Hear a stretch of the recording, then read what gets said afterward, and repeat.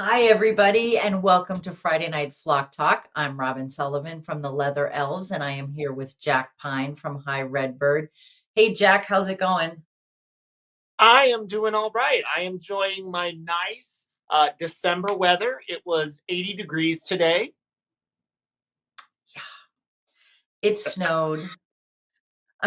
We're at the place where it snows 27 in Canaan, 75 in Houston. Thank you, Nick. It's a good thing Nick's really good at what he does. Just saying. So this week we've got a lot to talk about. Do you have reminders, Jack? Yeah.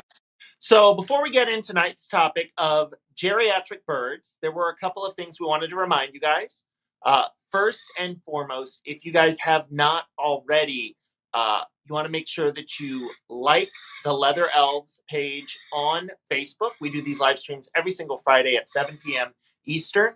If you like the Leather Elves page on Facebook, you will get notifications that we have a live stream going on. That way, you never miss out on any of these fun topics. You can also like the High Redbird group on Facebook. We share a lot of fun information there as well. Now, if you miss out on one of these live streams, don't worry, you'll still be able to watch and get the information. They are all put together in a playlist on the High Redbird YouTube channel. You can actually binge watch all of them back to back if you want. I think it's a good idea if you're maybe cleaning the house, doing a little bit of seasonal cleaning before the holidays.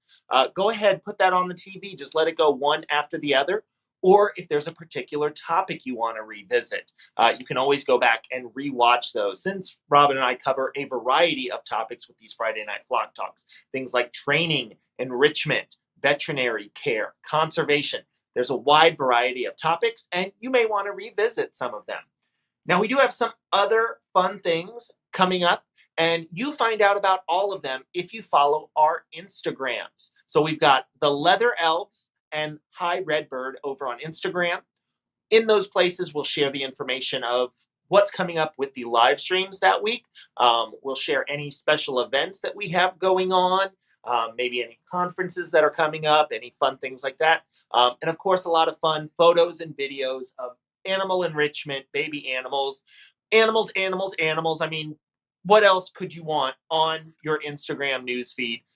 So you definitely want to make sure that you like both of those as well. Now, speaking of conferences that we have coming up, Robin and I are both. I thought I'd gotten better around timing around that. Robin and I are both on the board of directors for the National Parrot Rescue and Preservation Foundation. And so at this point, we would like to formally invite you to visit us at Parrot Festival. That is a 3-day educational conference. It happens the last weekend in January, and it is a ton of fun. And Robin has a question. I just want to say, y'all come down. How's that? Is it good? Robin, I will give you $5 if you never say that again.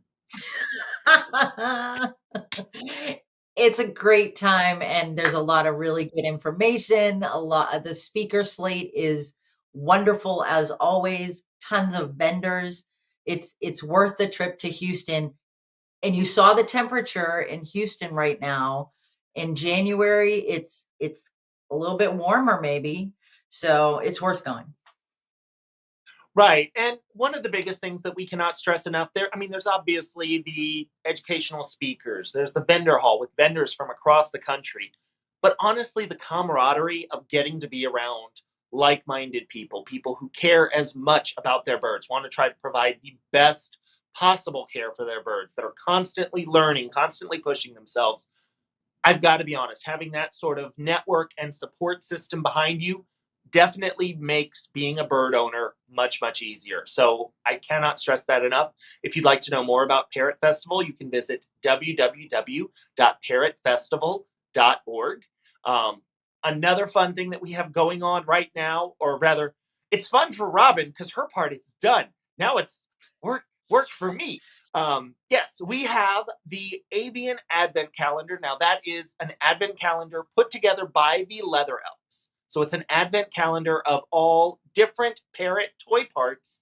And every single day on the High Redbird YouTube channel, we're going to be opening up a new box, seeing what's inside, and putting together a brand new parrot toy.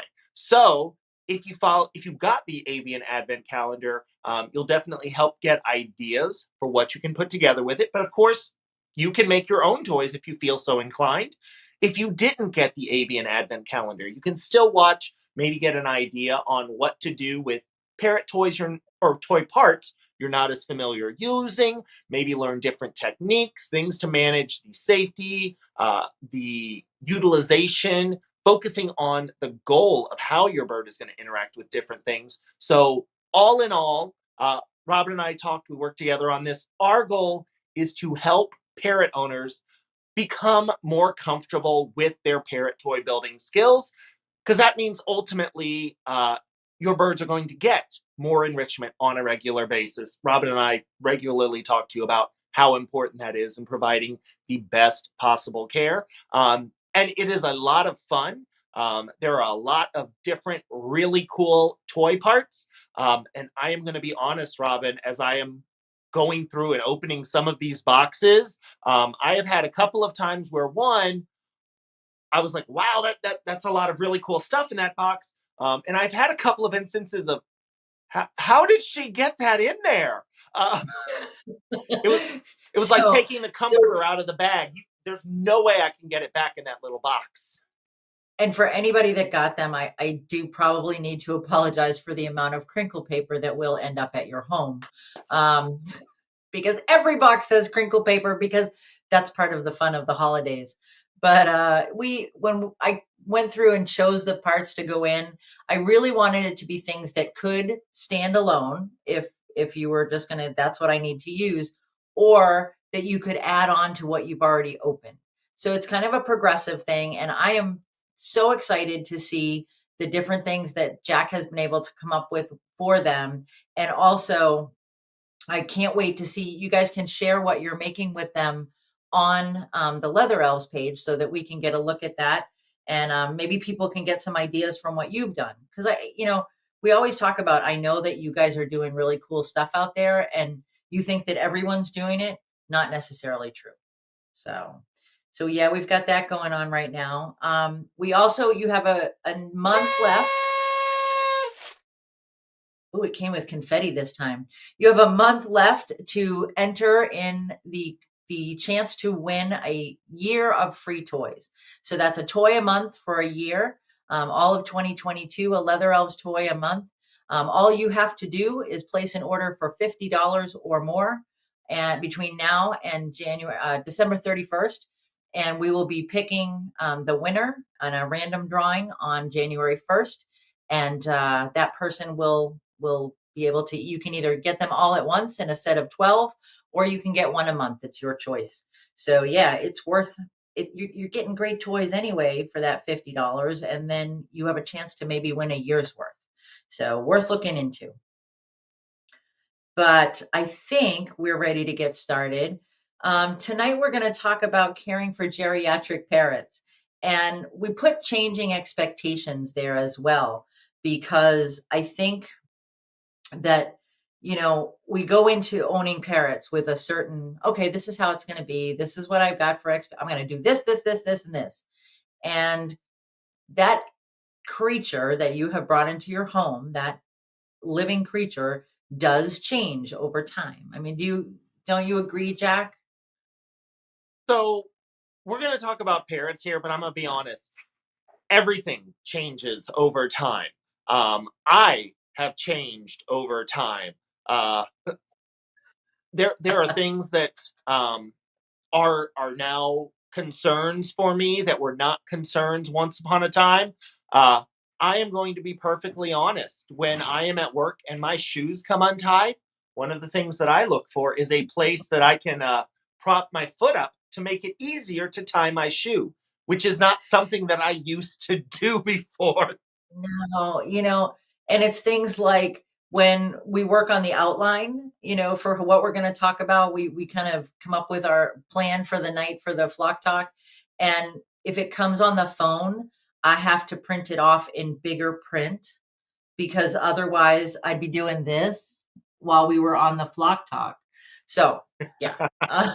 It's you know, we all change, all anything that's living changes as it gets older, and I think we just need to kind of consider that when we're talking about how we're gonna provide care for these animals, that we've got in our homes.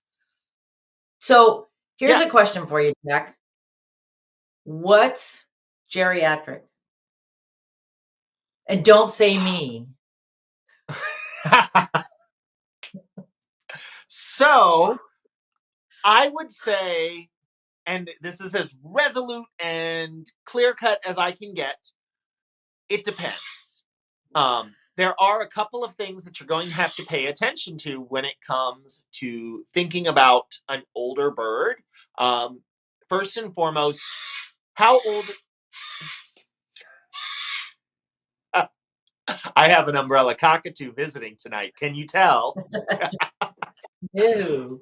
How old is that bird in relation to its overall lifespan? Obviously, some birds are going to live far longer than other birds, so they're probably going to be what you would consider geriatric at a much later date. What type of care did that bird get before? A lot of us have birds that were rehomed. They came from, Mhm. situations where they maybe didn't get the best diet, the best exercise. And as we know from people, as we know from so many other animals, even if you get a new animal in and can work on fixing those things, you can provide that exercise, you can provide that diet, there's still going to be an impact from previously that might affect. So you might have a bird that's considered geriatric 5 or 10 years younger than another bird of the same species just because of how it was previously kept. I mean, what do you think, Robin? No, I think that's one of the biggest factors is, you know, what's the life that's happened already look like for that bird? You know, if it was not in the best situation, if it was not fed the best diet, you're going to see a slightly different bird than the bird that you get from, from when it's first weaned. And so you need to consider, and the other thing is you need to consider what kind of activity level did that bird have prior to coming to your home? Is it, was this a bird that was like all over the place and was really active, or was it a perch potato and that was okay in its previous home? And so, when we talk about expectations, as your bird ages, you need to consider it's kind of like saying, the guy that sat on the couch and watched TV and smoked cigars all his life, as he gets older, you're probably not going to expect him to go out and run a marathon. And it's the same thing with our birds. Yes, we want to give them what's best and we really want them to thrive in our homes, but we need to consider what's the reality. And as they get older, that reality will change. Right. And I mean, you pointed out another thing, that activity level. Uh, a component of that is species specific. Some Mhm. species are going to be far more active. Things like cockatoos, kikes are, oh God, kikes are energetic, you know, a week after they die. Meanwhile, Amazons kind of start off as, grumpy old birds that don't like to be particularly active. They want to sit there, they want to eat, and they want to grumble about things. So while that isn't an ultimate defining feature, that can be a part of what goes into your consideration of what is geriatric or not. Mhm. So there are a lot of different factors, and I think it's really about we talk about this all the time. This is one of those moments, those recorded moments where we talk about observation and observing your bird and what stages is it at. Is it time to back off a little bit? Is it time to, change the way you're approaching or the way you're offering things? Those are the, by observing your bird, you're going to figure out when those things need to happen. Excuse me. So, I think That's what happens when you get cold weather, Robin. it's true. You're lucky I'm here. I got my booster shot yesterday, so I just, again, Nick, I don't need the reminder that it's 75 in Houston and that I could be outside getting sun on my booster shot site. But so and there's something else. We need to talk about vet care, right? I didn't go to the veterinarian for my booster, but um vet care definitely changes as your bird gets older, don't you think? Right. So, Robin and I have talked to you previously about when you get a new bird, quarantining that bird, taking your bird for its annual vet exams.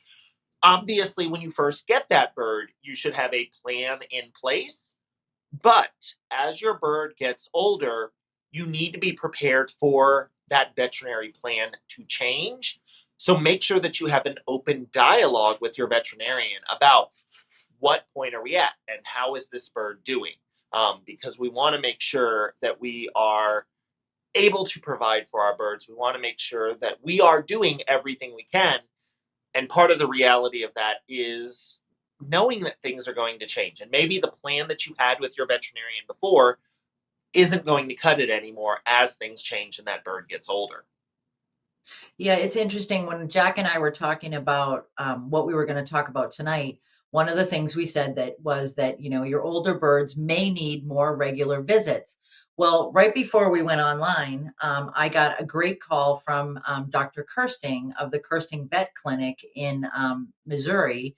And I said to him, so do you agree that, older birds may need more regular checks? And he said, well, I think I would change that to will need more frequent vet visits.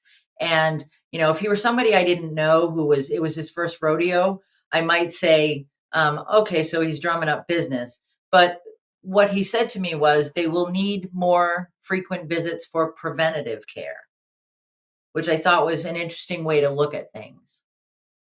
Yeah. And this goes back to the idea that when your bird is geriatric is going to depend on your individual bird, but you can talk to your veterinarian and understand what those challenges are. Um, Recognizing that your bird needs more regular preventative care is important because another thing we want to point out as your bird gets older, those more invasive procedures, things like sedating your bird or having to do anything more involved like that, just like with humans, just like with any other animal, gets significantly riskier as your animal gets older. So, we want to try to avoid those things. And the way you do that is by having a good schedule of preventative care. Yeah. And, when I was talking to Dr. Kirsting, I said, what kind of things do people need to be aware of when it comes to their birds aging? What are the things they really need to consider? And he said to me, vision, that their vision will decrease, and it may be through inflammation, other things like that, but that there are things that you can do. And I said, well, what would you suggest? You watch out for that. What would you suggest? And he suggested night lights, so that when it's nighttime and the birds in the dark, there's less chance of them getting hurt, because there's a little bit of light. What do you think of that, Jack? Yeah, and I think it's really important. We always come back to how do our birds live in the wild? And, Mhm. in the wild, when it's night, yeah, it's dark, but there's also, there are stars, there's the moon, there are sources of light that, we eliminate in our homes. We get curtains to block out any outside light. When it's nighttime, we make it dark. And that's going to be a little bit different. So, being able to provide that little bit, I found it can help birds that, if they get startled in the night, birds can get into issues where, they try to fly away, but they're in a cage. So they end up flailing around, they end up hitting their heads. If you have that little bit of light and can provide a little more security, that can help your Mhm. bird just feel a little more comfortable and safe in its environment.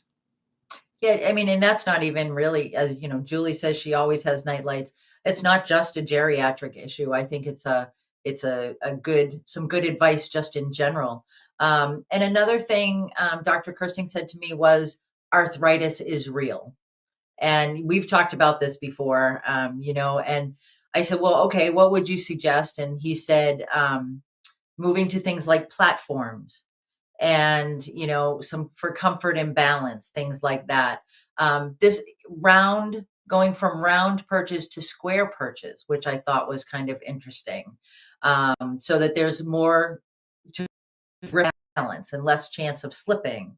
And then another thing he suggested was parallel perches, that having perches about 3 inches apart so that the tail can also assist with balance. And all of these things, when you think about, we refer back to birds in the wild a lot. And when you think about branches, they're not always just sitting out by themselves. There are, leaves on them, there are other branches. And so it just makes sense to provide that for our birds at home. Yeah, and I mean, watching your bird, you're going to notice there are so many different ways that they move around. I have birds that, as they get older, they're very dependent on being able to have their beak help them balance. They'll either lightly Mhm, grab onto things or maybe even just lean forward and use the beak before swinging those feet around to position themselves. Um, because another thing, as you get older, falls get to be a lot more dangerous. You don't have the same ability to catch yourself. So you've just got to be a little more careful. Our birds know and have to do the exact same things. So I think that's really important. Um, mhm. we've promoted variation in perch size, texture, and encourage you guys to pay attention to what is needed for your bird, because all of our birds, they're all different sizes, they're different ages, they have different needs for the maintenance and well-being of their feet.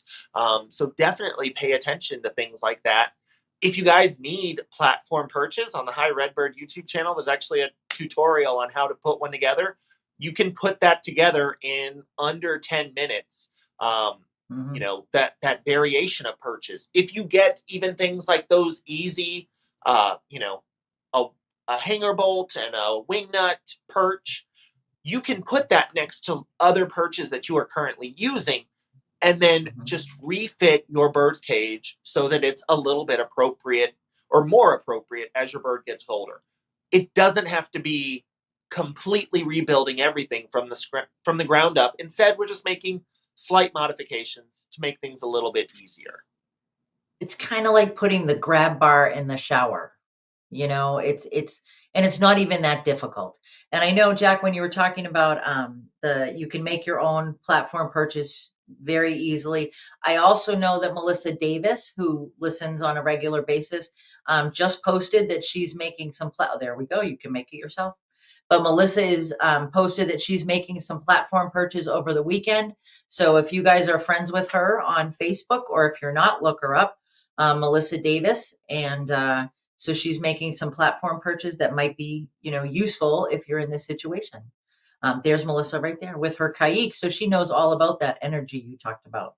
Um, but we there's all these different changes, that it's really, we've talked about this before. You do need to talk to your veterinarian. You need to say, hey, this is what I'm seeing, and it's, you live with these birds every single day, and you say, okay, this is changing, this is happening, blah blah blah. You are the eyes and the mouth, the voice for this bird.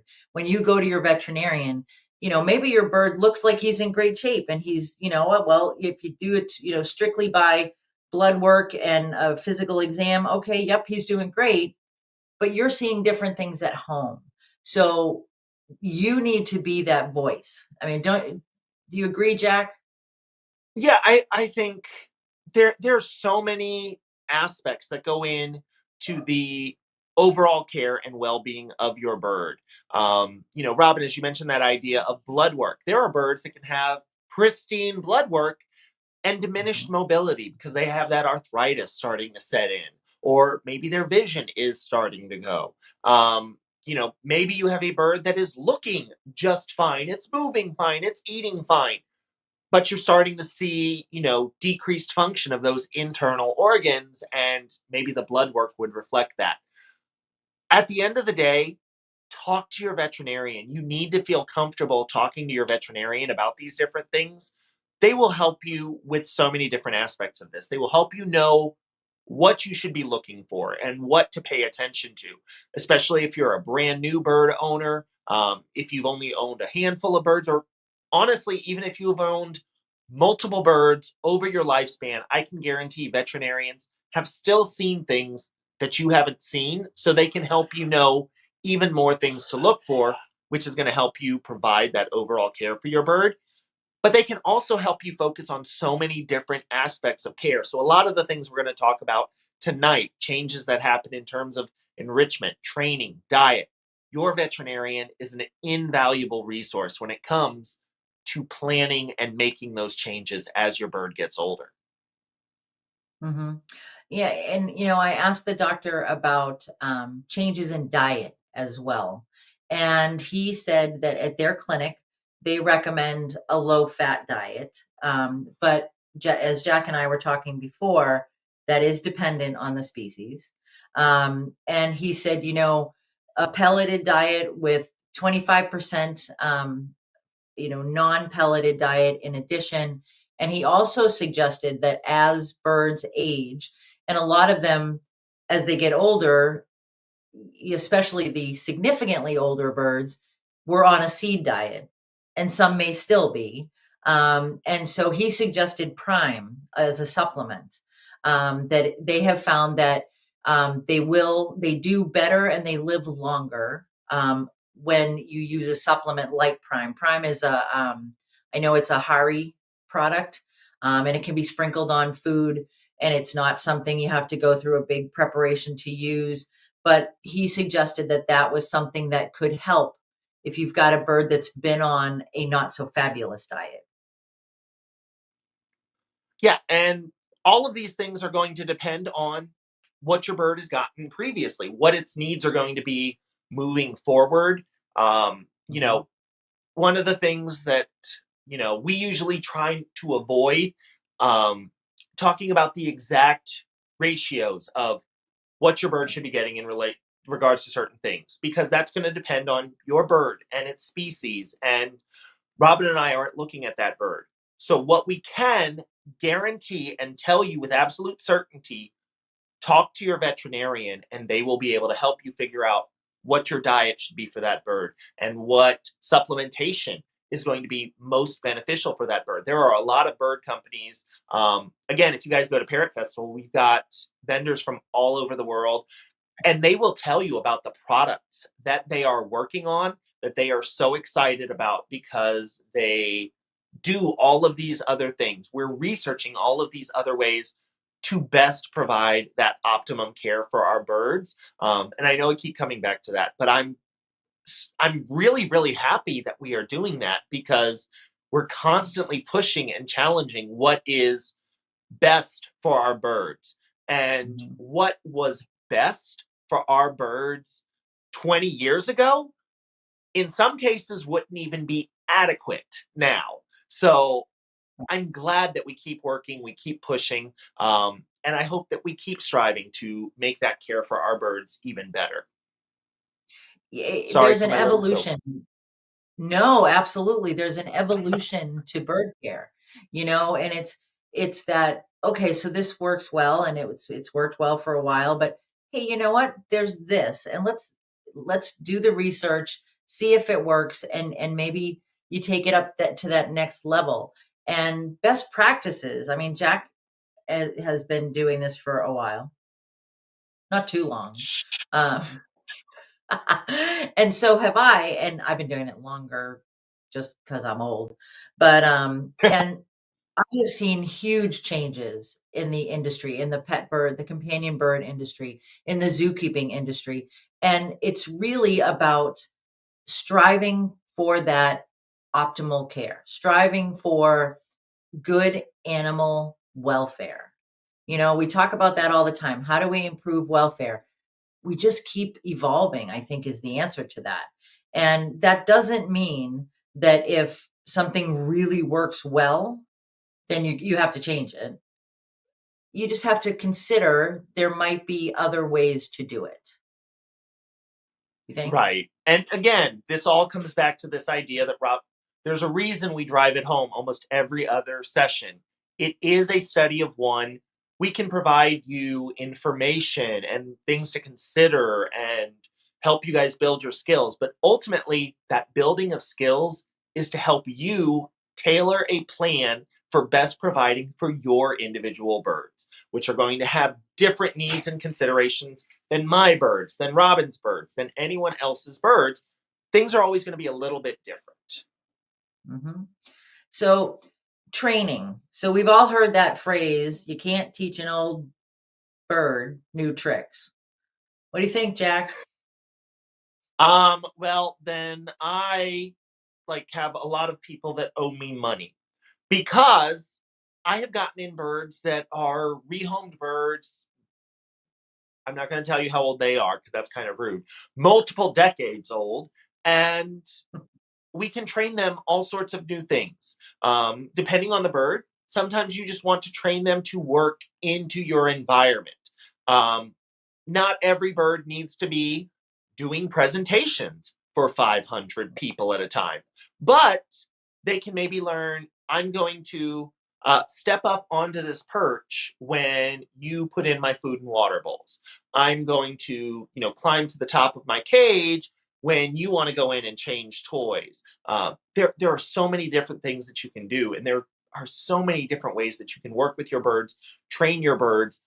Older birds are still capable of learning new Mhm. things, even if they don't know that many things, even if they don't know any things. I have gotten birds with no previous training history, whatever, and they are capable of learning. So the idea that an old bird can't learn new tricks, please throw that away because that is absolute garbage. Oh, I like Shelley's comment. Shelley's like, "Lies. It's definitely lies." She's right. It is. I have I worked with a young lady who got a bird as a gift from that's a former breeder. And that bird had zero training. It was a breeder bird. It was not, it had toys, it had food, it lived in a good environment, but the training wasn't, it just wasn't a priority. And she came to me for behavior consulting. And that bird, I can tell you, comes out, goes on he steps up for her so he can go out on his play stand. And he's an older bird. He's a retired breeder. So he is an older bird. And you can definitely work with age is not a factor as far as that's concerned. I don't think. Um, Well, so age, as far as I'm concerned, age is a factor in some aspects of training because when I have birds that get older, I may need to change my focus of what I am training. mhm, Sometimes that's training true. something new is going to be more helpful with an older bird.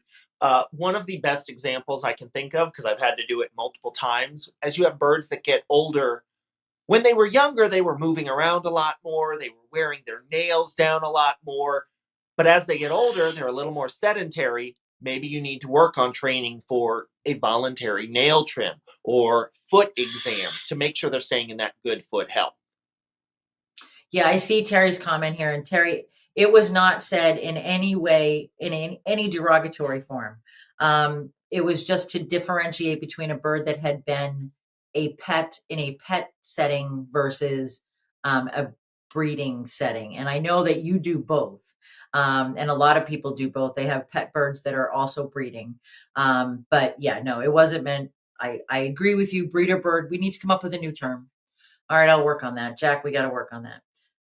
Well, and so that idea gets a little bit tricky as well because I have encountered birds that were, you always hear, no, you have to have hand raised birds if you want them to be good pets. You have to have parent raised birds if you want them to produce offspring. I've seen hand raised birds be great parents. I have seen uh, parent raised birds be great pets. I have seen birds that are great pets produce offspring and still be great at that. I've seen birds who, maybe their focus was breeding and producing offspring. They still have great personality. They still have Mhm. so much to give. One of the best things for me about birds, you're going to see things like that. Um, that physical decline, there's going to be things like arthritis, that vision impairment. But that mental acuity that you see in companion parrots is not really comparable to any other species in my experience. Their ability to adapt and change with new situations is absolutely incredible. So, one of the biggest things for us as bird owners is to be the ones that are making sure we're making those changes to provide for our animals, to provide that best care, but they can do it. Oh, I absolutely agree with you. And I think, when we talk about training, some of the training things that we've talked to you guys about, things like, step up, step down, syringe training. Maybe you didn't need it until your bird got a little bit older, the syringe training. So maybe you didn't do that one, and now maybe it's time. And so there are some behaviors that you can work on at this stage, that might be beneficial because your bird is a geriatric bird. Do you agree, Jack? Yeah, I think there's so many things that you have to focus on your bird and figure out what is the long-term care goal. What is our end game here? And yeah, sometimes you need to make changes. I was Mhm. talking to someone today and explaining to them how they had a bird. It had to go to the vet for care. It had to be toweled, and it was very much stressed out by that experience. Something like towel training is something you can work on with your bird, and you can make sure that you are able to provide that situation. Um, that isn't then stressful for your bird. If they have experience with towel training, if you've made it a fun and enjoyable game, then when you get to the point of going to the veterinarian, it's not that scary. Right. No, you're definitely right. And so, okay, I'm going to say something now, and it's going to be shocking. Um, as your birds get older, change in enrichment may not be the best thing. There, I said it. Yeah. Was that a light bulb or someone at the door? We weren't done with training yet. Oh, I'm sorry. Did you wanna go back? Wait, okay, you guys just ignore that last thing I said. It was a Well, I big mean, training is disclosure, a form of and I enrichment. So, I bared my soul. It's okay. Let's just go back to training. well, I mean, training is a form of enrichment. So it is It's definitely worth considering there. Um, one last thing we just wanted to include in training at, see, Nick put you in jail. Actually, he did not put you in jail. He crate trained you. As we have talked about, crate training should be an enjoyable experience. Nick, please only leave her in there for a minute or so. Otherwise, she'll get very stressed and may not want to go in the crate next time. when I need to go to the One, vet for my booster shot. and actually, crate training is something you definitely want to work on if your bird isn't that solid on it. As they get older and they're needing those more frequent preventative care visits, crate training is a great thing to do. Pay attention to the certain behaviors that your birds do. They may not have the same interest in doing them as they get older. Um, one thing that Robin and I have talked to you about is A to B training. It's working with an animal to go from one place to another place, back to the first place. You can do it with one trainer and a station, but it's really, really fun if you have two trainers because the animal can go back and forth to both of you. So if there's multiple people that live in your house, you can definitely get that. It's even more fun with a bird because they fly, so you get a bird flying back and forth between the two of you. But as your bird gets a little older, as they get a little more tired, they may not be as willing to fly back and forth and back and forth. Or you might need to make it a little more worth their while if they're going to fly back to forth and they did that for, an eighth of an almond before. Maybe now it becomes they'll do it for a quarter of an almond or a half of an almond or an almond. Um, but paying attention to that, what your bird is physically capable of doing, even if it's capable of flying back and forth like that, the desire to do that may not be there. And it's going to be a balance between pushing your bird to maintain that exercise, that energy level, to keep them fit and active, but not pushing them too far to where they say, no, I don't like you. I'm not leaving my cage. Yeah, and I think reinforcers change. We've talked about that before too. And it may be you need to go a little bit bigger, or it may be you need to go something different. And it's now that's a really it can be a tough balancing act because you've got this bird that may be less active. And so if you're increasing the amount you're giving them as a reinforcer, now you're encouraging some perhaps obesity. So you've got to make sure that you're balancing that. And it's Yeah. that's our responsibility.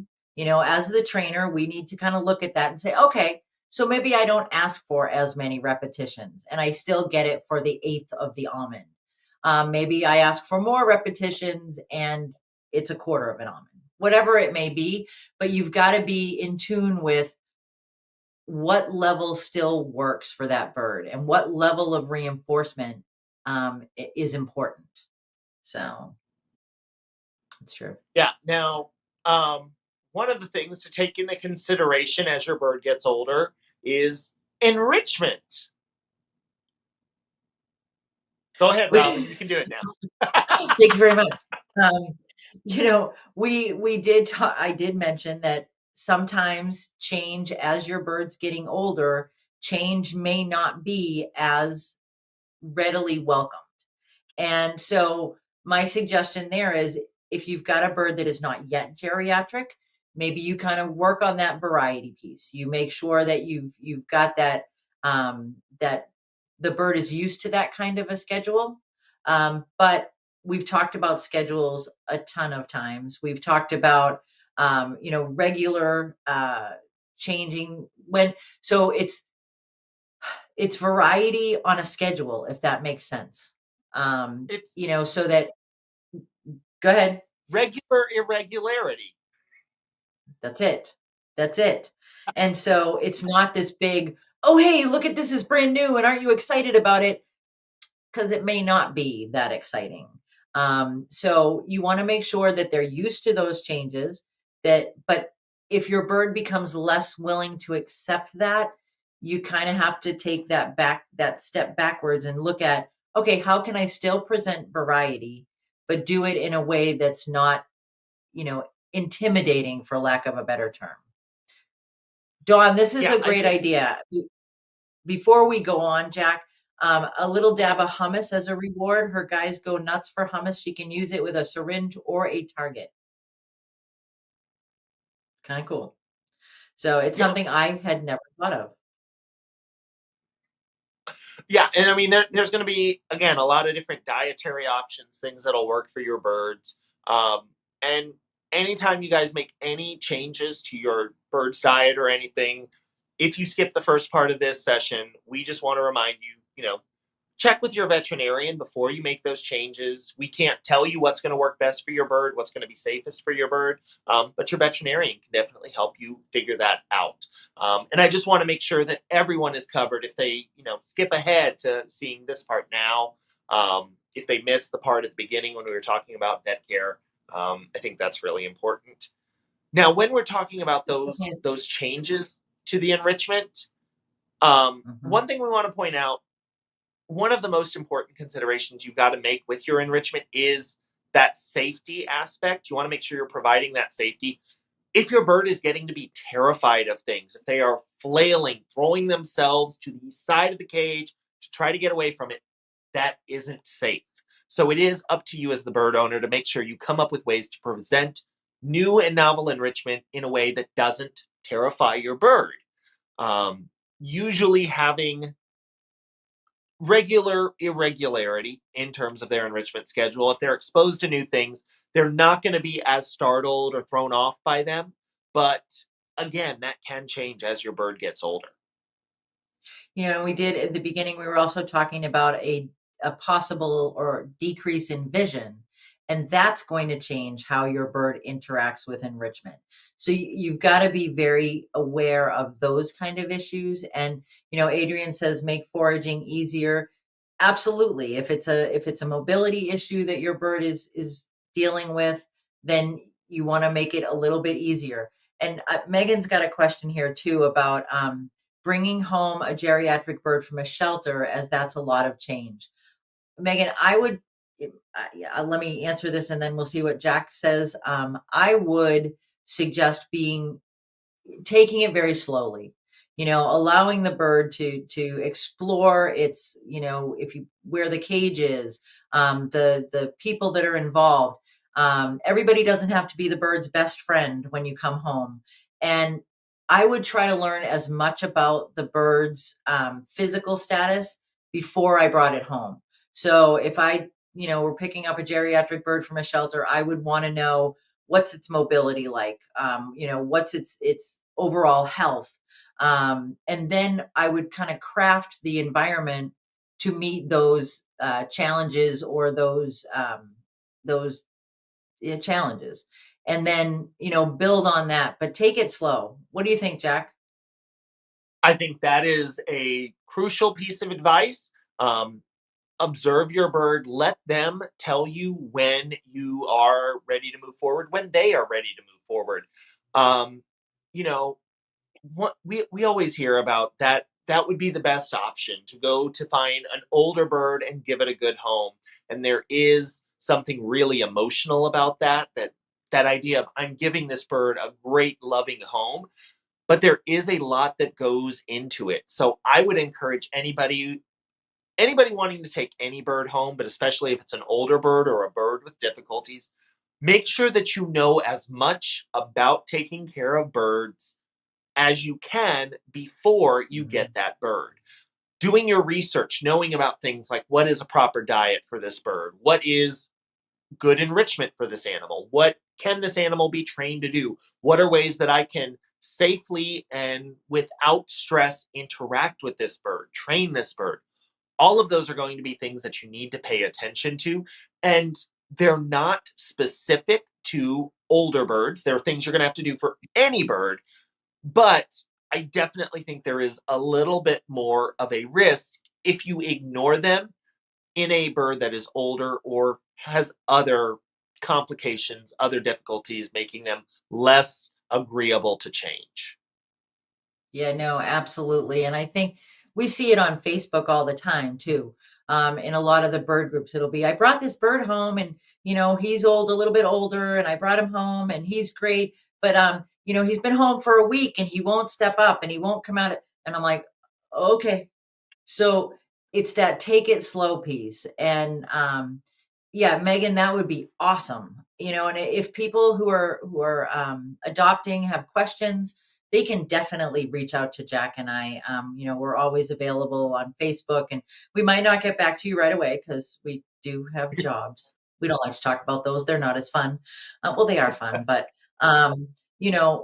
definitely people can reach out to us, and we want to help, because the reason we do this is, well, because it's fun with you guys every Friday night. But the reason we do this is to kind of try to improve, bird care across the board.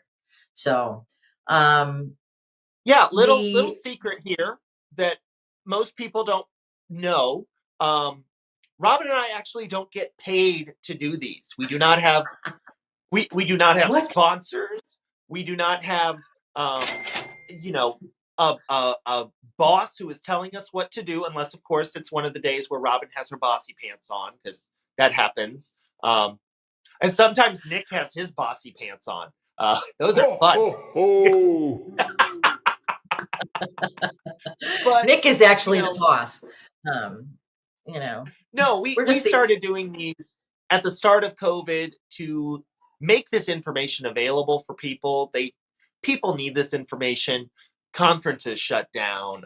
You weren't able to get as much information as readily. So Robin and I started doing these weekly to cover so many different aspects of aviculture, of caring for uh, animals in general. Because realistically, a lot of what we can talk about here applies to so many different species. So we're really, really happy that we can share this information with you. And if you guys have anyone that you think can benefit from it, please let them know. Encourage them to come in Friday nights. We're here every single Friday at 7 p.m. Eastern for the live flock talks. They can come on, they can ask questions, they can watch the videos on that High Redbird YouTube channel. Every single session that we have done is recorded and it's there. So any sessions you might have missed, you can go back and rewatch. So that was our little PSA for the day. But so you've got this bird home, or you've had this bird home for a long time, and the day to day.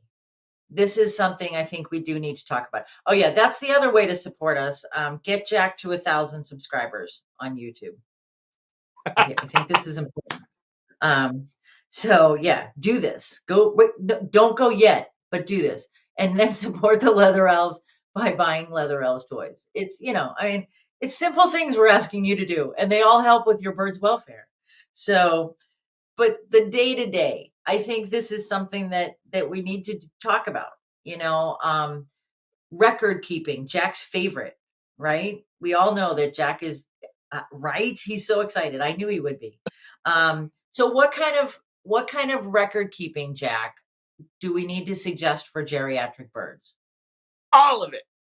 Okay, I'm probably not the person to ask right now. We are renovating and updating our record keeping system. So I have our records and then our records from different veterinarians. I've got like 10 pounds of paperwork that we get to sort through and make sure all of it is compiled into all of the animals' individual records. And it's fun. It's fun for me, but I'm crazy, I know. What you need to pay attention to is going to depend, again, on your individual bird. It is going to depend on what your veterinarian wants you to pay attention to. But one of the biggest things that, especially as your bird gets older, changes, paying attention to a change. If they used to be really excited about certain food items, but they're not. They used to be really excited about their food in general, but now they're not. If they used to be moving around a lot and now they're not, all of those could be signs of potentially very significant issues. So we want to make sure we're observing our birds, paying attention to them, and your vet can help you figure out the exact aspects you need to be paying attention to with your individual bird. No, I think that's all true, and I think it shouldn't change significantly from what you do already, but those changes, you've gotta, keep on those and make sure that you're paying attention to that. And we touched on diet a little bit in the beginning, but as we said, as that activity level kind of decreases a little bit, we don't want the chunky monkeys. We don't want, we've got to kind of look at that. And again, that's something that your veterinarian is the best resource as far as that's concerned. Well, and on the flip side, I've seen birds that get older and just have diminished interest in food and they Mhm. start to lose weight. They start to lose that muscle tone from not being as active. And then I have never really encountered an animal that, as it gets older, stays in ideal body condition. That's just not Right. really a thing. They usually either get thinner or they get chunkier. So, Mhm. your management strategy is going to depend on which way your animal decides to go. But those are going to be things you need to pay attention to. So, maybe things like regular weights. You know, monthly weights are good. Uh, Weekly weights are even better. Daily weights give you even more information than that, the ability to catch those things and make sure you can avoid any problems before they get to be significant problems. Mhm. No, I think I, I, What's you don't going want on the with the rockin' ornaments? Weeble birds. That's the thing. Um, so the the last thing as far as geriatric birds, we need to have that quality of life conversation. And I think, this is a tough one. It's, we talk about we want what's best. We want the best welfare. We want the best quality of life. And I think, you need to think about the overall well-being of your bird or your animal for that matter. It's not just birds, it's all animals. And that's part of your job. That's part of what you need to do as a companion parrot owner. Yeah, so for anyone who is unfamiliar with the term, quality of life is basically just the summary of every aspect of your animal's life. So it's obviously going to include some things like basic physical condition. Um, are they in good physical shape? Are they in good weight? Are they active? But it's also going to include things like their stress level. And there are things you can do to manage things. If your bird needs regular medications um, because they have issues, if they have that problematic blood work that we were talking about earlier, and they need that regular medication, that would actually probably be a negative in terms of their quality of life. But because it's going to have a poor impact on their body condition, there are things that can happen. If your bird can take those medications stress free, if they are syringe trained and they're willing to take those medications, it's not that scary or that stressful a situation. But if they need regular medications and they're terrified of taking them, or it is a nightmare to administer them, that is again one more negative on their quality of life. Mhm. And part of taking care of a bird, no bird is ever going to have the absolute optimum, everything is sunshine, glitter, and roses quality of life. No human is going to have sunshine, roses, glitter, everything is perfect quality of life. That's not the way life works. There are always going to be negative things as part of that equation. So it's figuring out how those scales are tipping. If your bird is still, you know, experiencing some challenges, facing some negatives, but still has ultimately a good quality of life, that's important to know. And you need to be comfortable talking to your veterinarian about where do we feel our animal is in terms of their quality of life and what are the potential paths forward if we think that quality of life is starting to decline. And it is a tough conversation to have, but I suggest that you have that conversation with your family, with your whoever is helping you care for that bird. And I think that it's tough to do, but it's absolutely necessary. So I think bottom line things are going to change with your bird. As your bird gets older, it's going to happen. Um, and it's not, kudos to you that you've got this older bird. I mean, you've stuck with it or you've taken this bird in as an older bird, and now you just need to kind of provide that optimum care. Yeah, I actually just got to have a conversation with our veterinarian because facing old age with animals, facing old age with us, to be honest, is very, very difficult because it isn't something that has a simple answer. You can't fix old.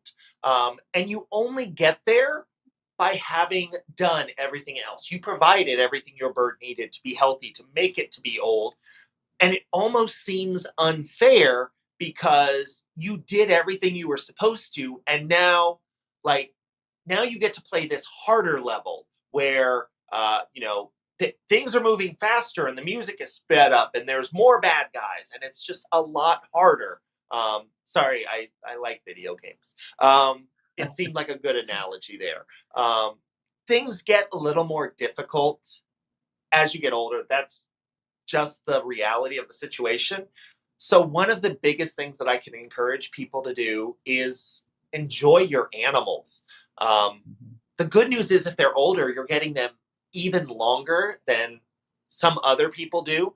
And part of why we have animals in our lives, why we care for them and provide for them, it makes our lives better. I regularly work with people teaching them about animals. And you see their eyes light up and those smiles, those sincere smiles as they learn about those animals, as they see them doing all of these interesting things. enjoying your animals in the here and now is going to be one of the most important things that I can recommend. You're definitely right, and I think you should give yourselves a pat on the back if you've got this bird that you've taken, you've had in your life from, weaning to geriatric stage. If you take a bird in that is geriatric, it's all good, and you have you've been a successful bird owner. And now you're continuing to want to provide that good care. And I think, again, you should pat yourselves on the back.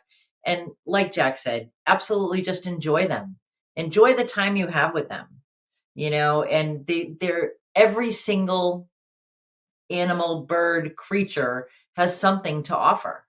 And I think you need to hopefully take away from tonight, there's so much you can do with that Geriatric bird, that there's still, a lot that can be done and a lot that you can mutually benefit. So I think that's the message I'd like you guys to take away from this. Yeah, I So, think that's absolutely so important that there are challenges and things are going to change. And it might be a little bit difficult, it might be a little bit scary for you, but being informed and having a plan moving forward is going to make those challenges a little bit easier to manage. Hopefully, tonight we've given you guys some resources, some things to think about, some ways that you can go ahead and make plans now for as your birds get older. Because if you can start having those plans and working on them earlier, it's going to be easier down the road. you're absolutely right. And so we've had a lot of suggestions tonight for different topics, which is a great help to Jack and I. And we do want to thank you for those. And one other thing I wanted to touch on, and I don't know if Nick has, I'm springing this on Nick at this point.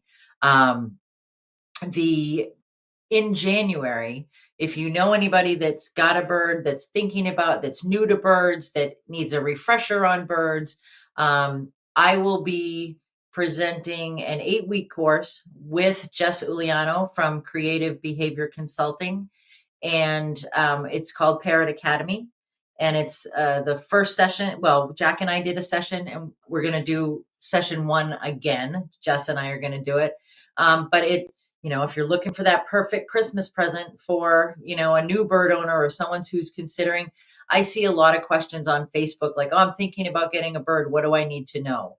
Those are the kind of things that Jack and I touched on and that Jess and I will be working on. So Parrot Academy, it's going to be starting January 5th. You can register on the Leather Elves page. The leatherelves.net is the best way to register. It'll be sometime tomorrow when it becomes available.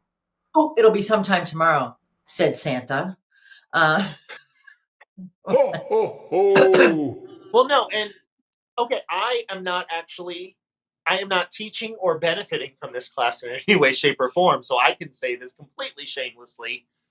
It really is a great course designed to help brand new bird owners or experienced bird owners think about their approach for providing for their birds. So, Parrot Academy covers things like diet, enrichment, training, veterinary care, proper quarantining of your birds, making sure you can provide that optimum health. It has homework assignments, which I know might sound a little bit scary for people who think, no, I'm an adult, I'm done with that.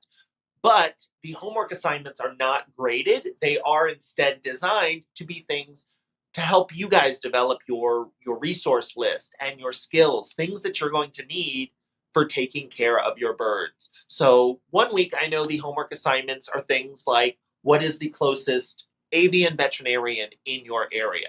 What is the closest emergency avian veterinarian in your area? All of that is going to be information it will better you to have before you need it. So I cannot recommend the course highly enough. Robin, it was a lot of fun to do Parrot Academy with you last time. I hope it's going to be a lot of fun this time. I'm sorry I won't be there, but I will be working on putting together Parrot Festival. Yeehaw! There we go. You I got that it one. it was a lot of fun doing it, and the participants made it, even more fun. And I know some of the folks who are on tonight were part of that, and thank you for that. And Nancy Vesely asked, "What about us old bird owners? Um, is there, got any classes in the future?" Jack and I are definitely discussing that. Like Parrot Academy 201, 200 level. So keep your eyes open, Nancy. You never know. I mean, Well, and Jack and I I get will go talking and just about anything could happen. I'll go ahead and lightly call her out on this. She was here earlier. Diane Hyde is an experienced bird owner. She knows a lot about birds. She was in that first session of Parrot Academy. She was excellent about doing her homework. So good job at that. But Diane would do sessions and say that even at the end of this session geared for new bird owners, she still picked up on something that she thought could be useful for her birds, or something that maybe she didn't really think about that way could be useful for her birds. So we definitely encourage you guys, even if you are older or established or experienced bird owners. I am hesitant to call anyone older for fear of being slapped. Although that fear is getting lesser as I get older. For experienced bird owners, I think there is still a lot of value you can get out of Parrot Academy. So I definitely encourage you guys to check it out on theleatherelves.net when it goes live this weekend. All right. So we've covered a lot tonight. And I think it was, I had fun. I hope you guys did too. And Janice Lang puts it perfectly. Old is just a state of mind. And I think that goes for our birds too. We just need to listen to what they're trying to tell us, as far as what their state of mind is. So thank you guys again. Next week, we'll be back on Friday night and we're going to talk about birds.